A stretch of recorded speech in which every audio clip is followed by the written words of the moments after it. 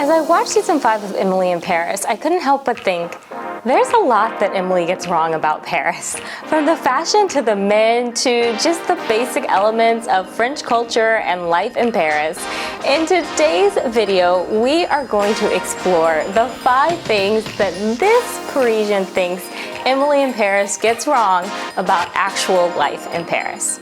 My name is Adriel. I am an American who lives in Paris.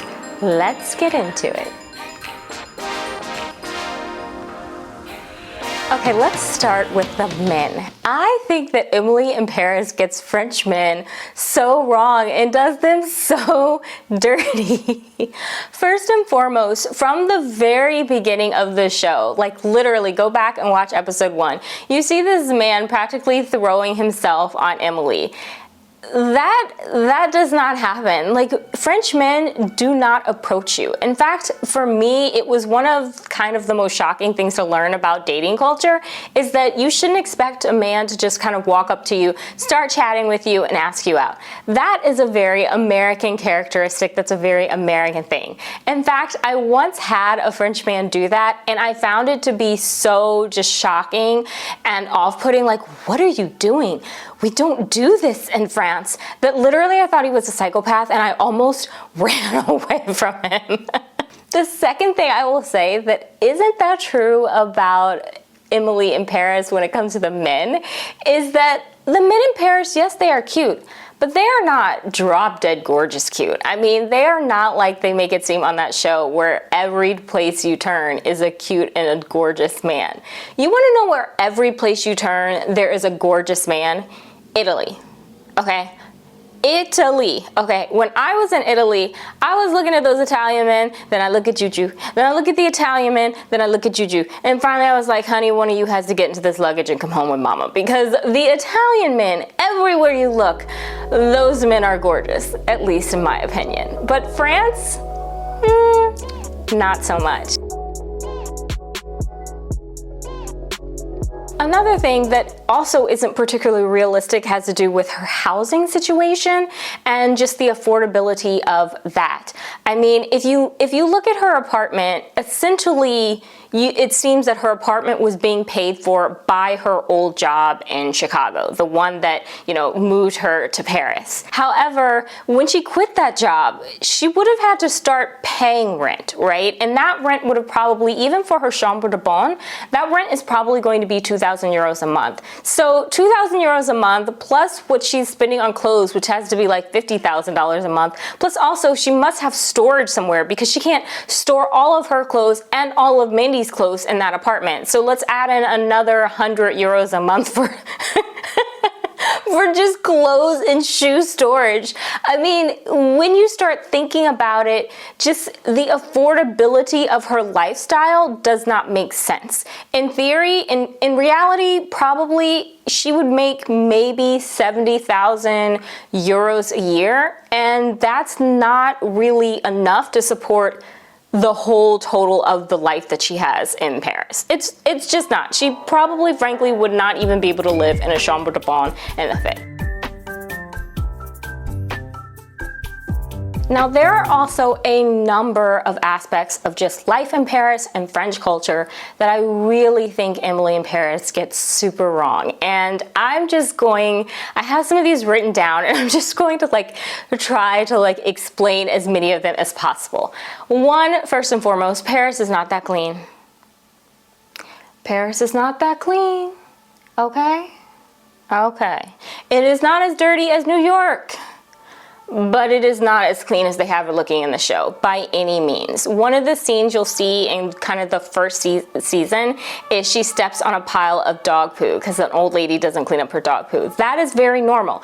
People do not clean up their dog poo. And so as a result, other people just step in it, or their little rolly carts go through it. So by the beginning of the day, it might be a pile of dog poo like this, but then by the end of the day, it's smeared all over the sidewalk. It's disgusting. Okay, it is disgusting. So as a result, let me tell you, Paris Paris is not clean. Another thing that's not real has to do with kind of the cultural representation on the show. Paris is a very culturally diverse city. There are a lot of black and brown people here. There are a lot of different cultures here because it is the capital. It is the most metropolitan, cosmopolitan city in France. And you don't see any of that represented on the show. Everybody looks the exact same. Everyone is a very, very extreme, French stereotype in some sort of different way. So as a result, for me, it's just not particularly realistic as far as the fact that it doesn't really show or reflect the multitude of cultures and peoples that live in the city. Another thing that I will say that Emily in Paris most definitely does not reflect has to do with, one, the crowds, and two, the seasons. I don't know what the heck is up with this show, but this show seems to only have one season, and it is summer.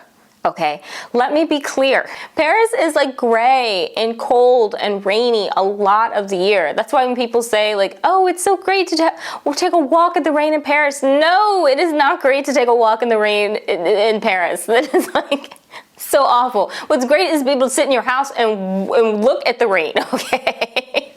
So all I have to say is that Emily in Paris, like the aspect of them not really having any seasons, the only season being summer, like the whole time I'm watching the show, I'm like, what the heck is this? Another thing kind of further to that is that, it really doesn't also show the crowds of Paris, right? I mean, Paris gets quite crowded when everybody is here. And so you don't really see that in the show. They always have ample space to walk, and in many of the spaces that they're showing, you don't have ample space to walk. You're like, just get through.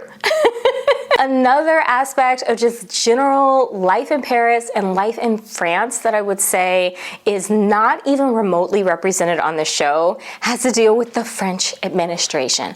All I want to know is, did Emily get her carte vitale? Has Emily ever had to go to the doctor? Why isn't Emily at the prefecture? Because we could do a whole season of Emily in Paris at the prefecture. Like, what visa does this girl have? Emily never has to deal with these aspects of French administration that are just very real and very much a part of every single foreigner's life here in Paris. And so when I'm watching the show and I'm seeing her flit about happily, all I can think to myself is, just one trip to the prefecture is all we need. Just one. Now let's go into some of the cultural things that I think Emily in Paris gets wrong. So one, you actually cannot take pictures of people here in Paris. So the way that Emily is constantly taking photos of people, filming them, you are not allowed to do that at all. Like, that is a big, big no-no. Additionally, some of the other like very French stereotypes I find are a bit, kind of frustrating in this show include the fact that, you saw the pregnant women drinking wine. I mean, come on, even in France, pregnant women don't drink wine. You see the women smoking right after they came out of the workout. I mean, come on, like, you don't see that. That stuff is just like glorified drama and exaggerations of the French.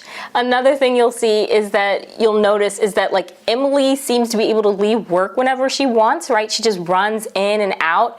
You would be expected to work, like most offices, people are expected to be there, at 9. And so, the office opening stuff at like 10, this is not, the Wizard of Oz where the munchkins are like, we get up at 12 and start to work at 1, take an hour for lunch, and then at 2 we're done. Like that jolly good fun. That is not how this works. And so kind of the implication that the French don't work, I mean, is just, it's not true. It's just not accurate. It's just a very kind of stereotypical, I think, reference about the culture. And one of the things that just really, really bugs me about this show, and I think just really is not accurate for Emily's life in Paris, from a culture and living in Paris standpoint, is just the fact she doesn't speak French yet. I mean, she should have, working around all of these French people, she really should have picked up more. That's one of the ways that people always tell me is one of the fastest ways to learn French is when you are speaking to other French people, when you are working in a French environment. And so I find it very hard to believe that she's just completely not able to live on barely any French, because all I have to say is that, you know, this is going to segue into something that is very true about France and very unrealistic about Emily in Paris, which is that French people do not speak English, okay? The French don't speak English. Literally, they are all about preserving French language, and so they truly don't speak English. They learn it in school, but they don't come out even with the basic understanding of English. And so as a result, Emily flitting around Paris and flitting around France and, you know, not having to learn any French and, you know, only speaking English and everyone being able to, you know, kind of deal with her, that's not realistic. You can't do that here. You have to learn French. It is essential for the quality of your life, trust me. Trust me, it is truly, truly essential for your life. So yeah, Emily in Paris, the fact she like doesn't speak French and is like, not realistic. So further along the lines of that, if you'll notice, Emily uses a lot of American cultural references when she's speaking to French people, and the French people just get it. Let me be clear, French people do not get American cultural references at all, like including in movies or television. I cannot tell you the number of times that I said, oh, well, have you seen this movie? And I say it in English, and we're just standing there struggling. Finally, I have to figure out what is the title of that movie in French. And then once I give them the title of the movie in French, even still, they're not able to really engage with me because like the reference is completely different in French than it is in English. Even like The Sound of Music, something you would think everyone has seen, or The Wizard of Oz, they're literally like, what is that in French? Qu'est-ce que c'est? It's like, oh my gosh, come on. The Wizard of Oz is just The Wizard of Oz.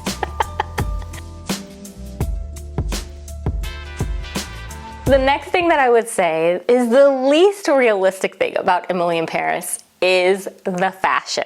Now, I want to start off by saying that I absolutely love Patricia Fields. I loved what she did with Sex and the City. I think she does great work as a costume designer. She used to have a store in New York, actually. I went to that store, I shopped in that store. I still have some pieces from that store, including a metallic, a sequined metallic beret, okay? So I love Patricia Fields, so this is not a knock on her by any means. I actually think she very much encapsulates, you know, the French characters, like their clothing, very well. But I just have to say that when it comes to Emily's clothing, I think it's really something that just highlights her Americanness and almost her otherness. And in a culture and society where you are expected to conform and blend in and become French, I just think that her dressing is just way out of way out of the realm of what is Parisian. So let's take a look at some of the items because we all know we're fashion girlies here. Okay, so first up is this pink outfit. Okay, this pink outfit, you all, it's not that, I want to be clear, the outfit is not bad, okay? It's just not done in a particularly chic or French way. Now, if you compare that outfit to something that I have on also over here, you can see how I have like elements of that, like you get the same sense, but it's a bit more chic, a bit more streamlined. It's still kind of a very consistent color palette, but it's more French. Like I can't really describe it. It's a certain je ne sais quoi. But suffice it to say is this pink is just so bold. It just really, really stands out. And it's very, very loud. It's a very loud outfit. And that's just not really something that you're gonna see a lot here in Paris. So the next outfit I'm showing you here is this yellow one with the purple boots. Okay, this one just has too many colors. It's just too many colors, too many patterns. There's just like too much happening with this outfit, okay?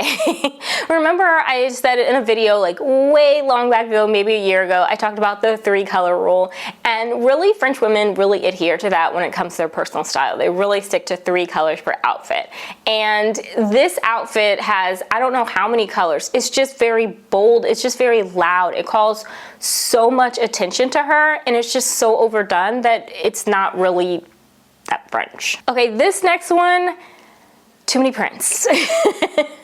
Too many prints, too many prints. What you'll see a lot here is French women will do one bold print, right? And that will be what they do with the outfit. So they might do a really cool leopard bag or a really large, leopard jacket. Like that's the sort of thing that you'll see. You're not going to see someone with just 3 or 4 different prints on them at one time. You just don't see that. That's just not, it's not French, it's not chic. And so as a result, with this outfit, it's just a lot of prints, and you would really want to tone it down to just one print and let that print be what like steals the show, and then everything else is very kind of demure and muted underneath. Okay, so this orange look, I actually have these boots, but I have them in pink, okay? This, again, this orange look is just bold, it's just loud, it just stands out.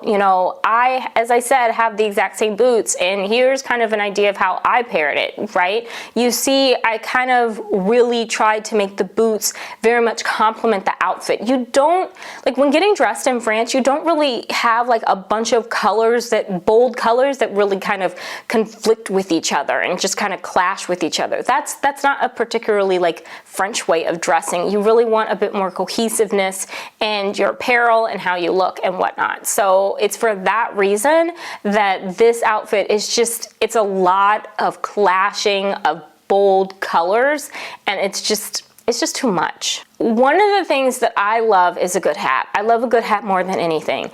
But you all, these berets, there are so many berets, and they are of all sorts of colors. Like, how many berets must one person own? And this is from somebody who has a sparkly beret, sequined berets, okay?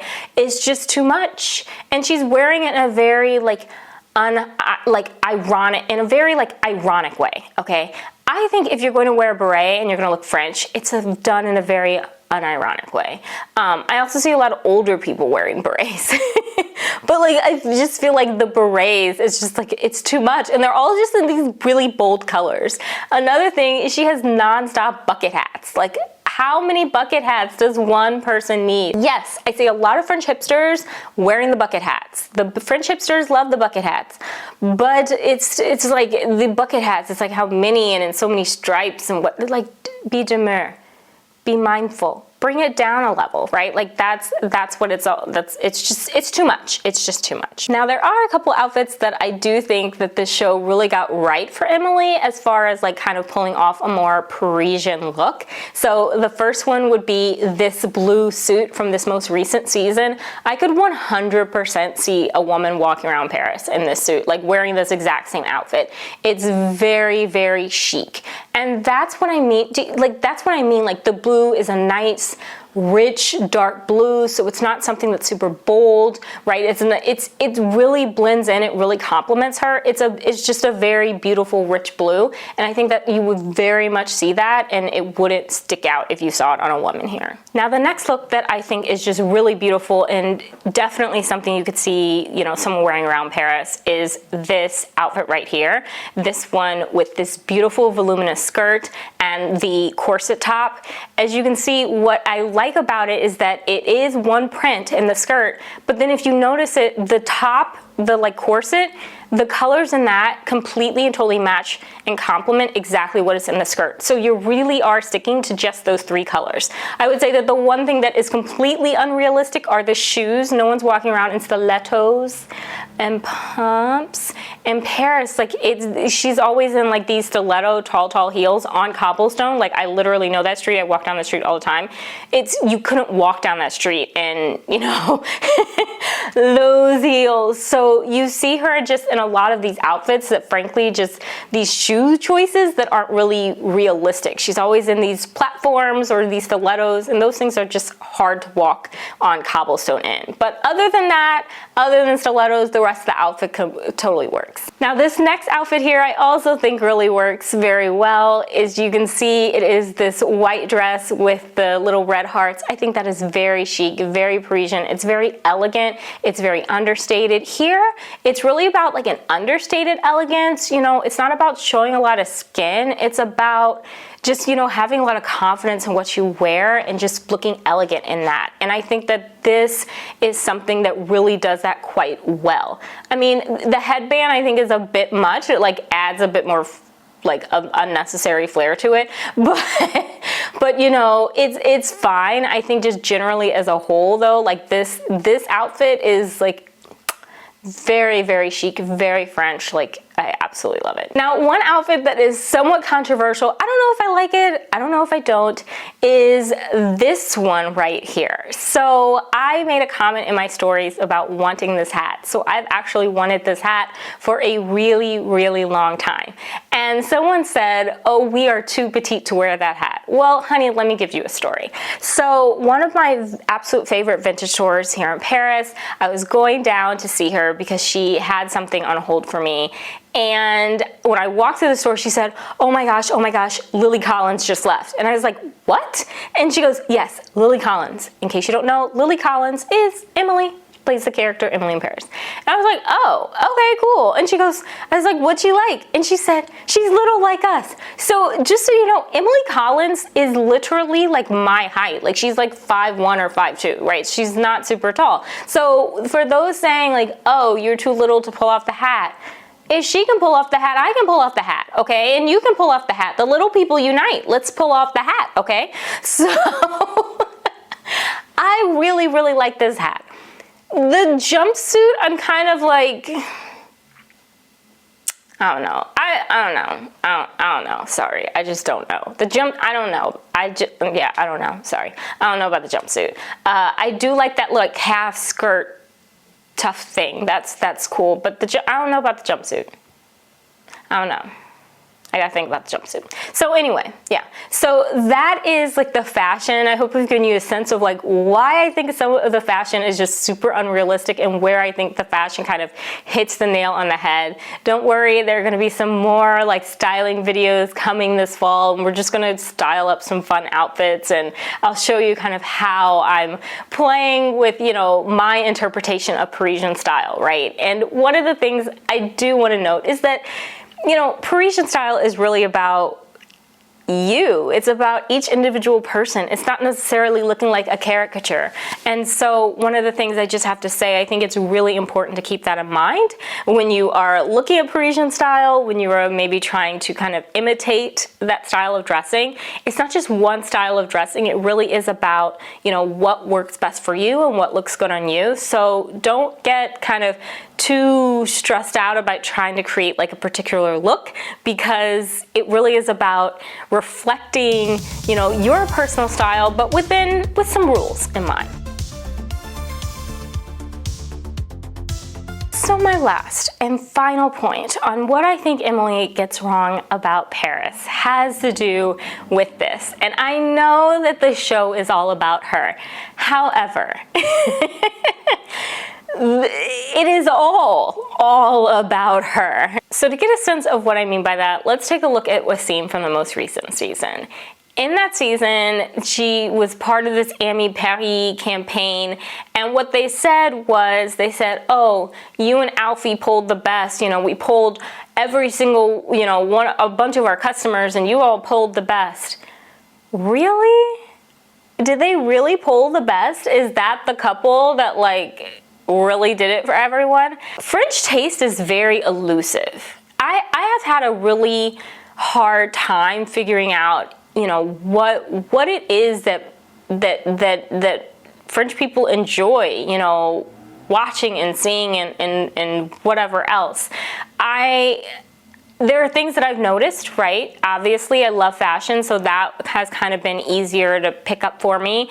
And another thing I've noticed is that, you know, in a lot of French homes, because I was looking at a lot of apartments, you know, in a lot of French homes, there's always this one really big piece of ugly red furniture, like a big red chair somewhere, and I'm like, why is there always all this like red furniture everywhere?